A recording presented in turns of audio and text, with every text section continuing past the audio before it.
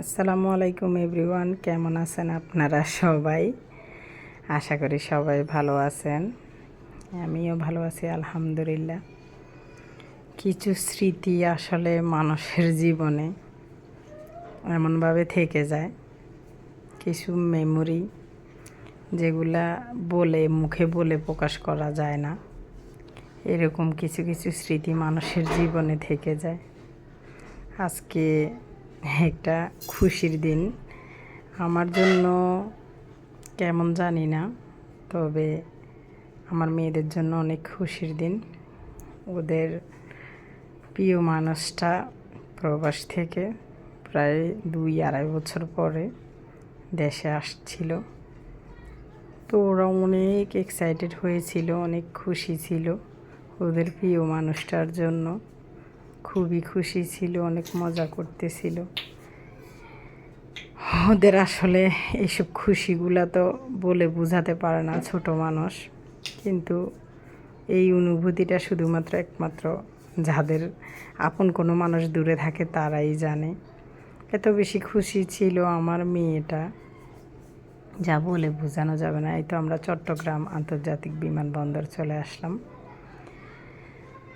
সেখানে এসে আমাদের অপেক্ষার প্রহর শুরু। আমার মেয়েটা এত বেশি খুশি ছিল যে সে প্র্যাকটিস করতেছিল কিভাবে জড়িয়ে ধরবে তার প্রিয় মানুষটাকে।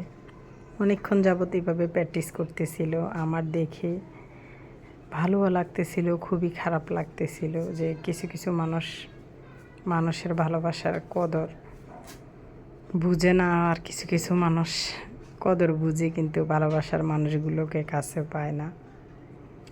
এই হচ্ছে জীবন, আসলে জীবন এইভাবেই হয়। লজ্জায় দেখেন ভালো করে জড়িয়ে ধরতে পারতেছে না, অথচ অনেক প্র্যাকটিস করেছিল, অনেক জোরে জড়িয়ে ধরবে। আর ছোট মেয়েটা তো অনেক ভয় পেয়ে গেছে। সে হঠাৎ করে দেখে সবসময় ফোনে কথা বলতেও ভালো করে বুঝ হওয়ার পরে সে আর কাছেই যাবে না, কান্নাকাটি করতেছিল। ওরে হাত দিলে ধরলে ও ধরতেই দিচ্ছিল না। এই তো ওদের অনুভূতি, ওরা ছোট মানুষ, ওদের ইমোশনটাই হচ্ছে এরকম। তবে বেশিক্ষণ এইভাবে থাকার পরে বাসায় যখন 1-2 ঘন্টা ছিল, দেখেন ভয়ে কান্নাকাটি করতেছিল।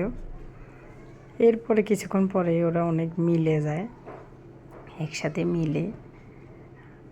যখন ও মিলে গেছিল তখন তো আর পিসই ছাড়ে না, 1 মিনিটও চোখের আড়াল হইতে দেয় নাই। এই আর কি, প্রবাসীদের নেক্সট স্টেপ সেটা হচ্ছে যে কি কার জন্য কী নিয়ে আসছে এইসব ভাগাভাগি। তো এইসব করেই দিন চলে যায়। সবাই ভালো থাকবেন, দোয়া করবেন আমাদের জন্য। আল্লাহ হাফেজ।